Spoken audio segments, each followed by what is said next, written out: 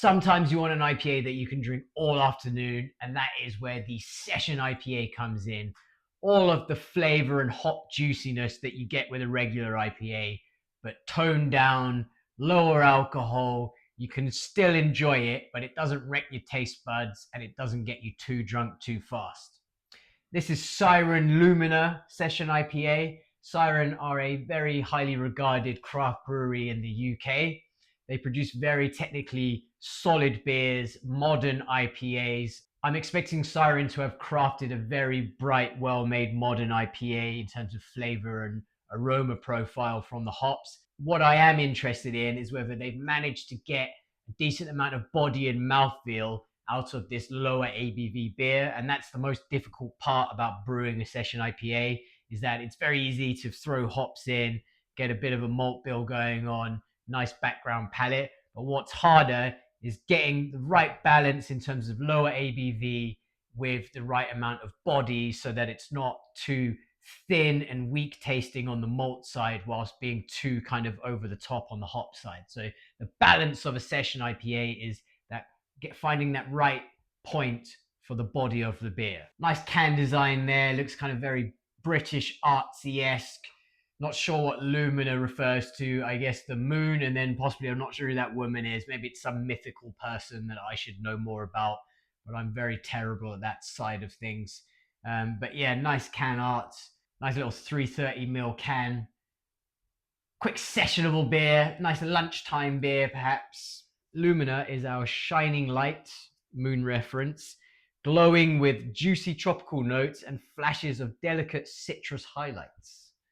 So it doesn't say what hops are in this, but it does say that it has malted barley and oats. So oats will do well for that body and mouthfeel.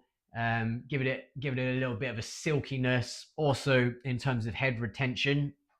But it's not listing the hops, but tropical and citrus, it's going to be your usual players, I think. But let's see. Let's crack it open and see if this is a session IPA worth session on, bruv.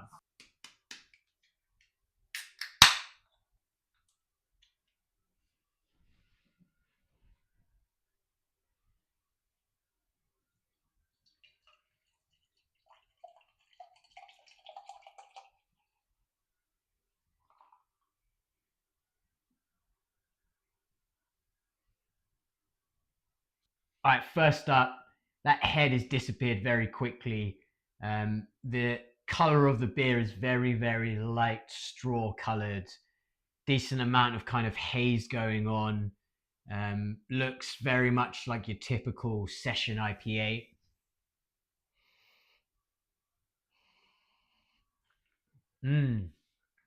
Beautiful tropical aroma coming out of that. Quite sweet, actually.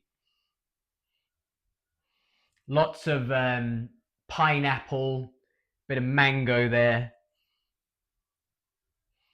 Leaning on kind of passion fruit as well.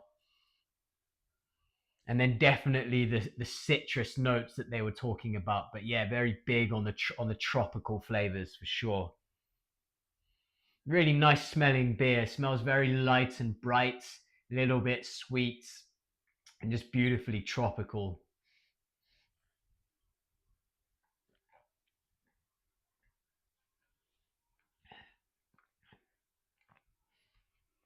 Yeah, man.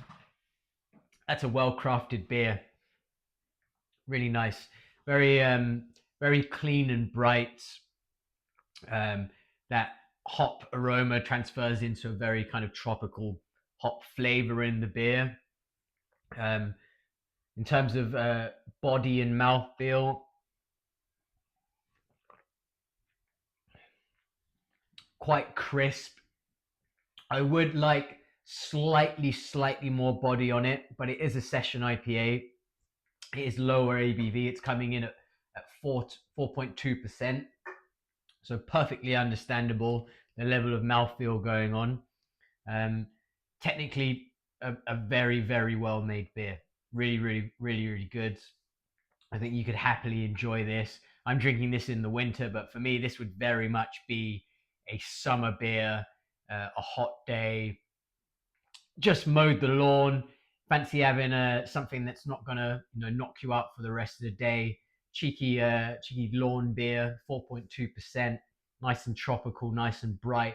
This is exactly that kind of beer.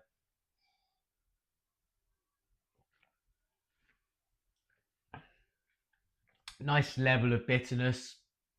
They could perhaps make it zing just slightly more. I don't know if that can be slightly more acidic.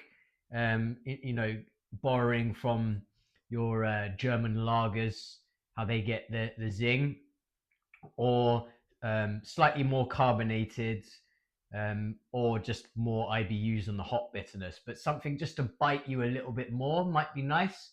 But it is a nice, well balanced beer, actually, especially with that lower body. There is a much lower sweetness here. You're not getting your kind of caramelly toffee notes from your crystals in terms of like a West Coast IPA. You're not getting your kind of creamy, thick mouthfeel from a kind of hazy New England style IPA. This is very much like a hazy look to it, but a much thinner body because it's lower ABV. Um, so I guess technically they've balanced this beer very well, and it does exactly what it's supposed to, which is it is a sessionable beer. So a very very solid option for you for a sessionable IPA. I definitely drink this again, and this is good for having one, like I said, on the lawnmower. If you're lucky enough to have a ride on lawnmower, living the dream, bit of Forrest Gumping going on. I feel like they could get a bit more body in it. It does. It is very much on the thin side, and I know they've got oats in it, but it must be a very small amount of oats. They've gone very, very light on the malt bill, and I'm not sure if they could have, um, you know, something a little bit darker just to add, and it wouldn't be in terms of gravity adding sugar into the beer, but in terms of just flavor and look, psychologically, that would give it more of a body. Um, they've gone for super super light.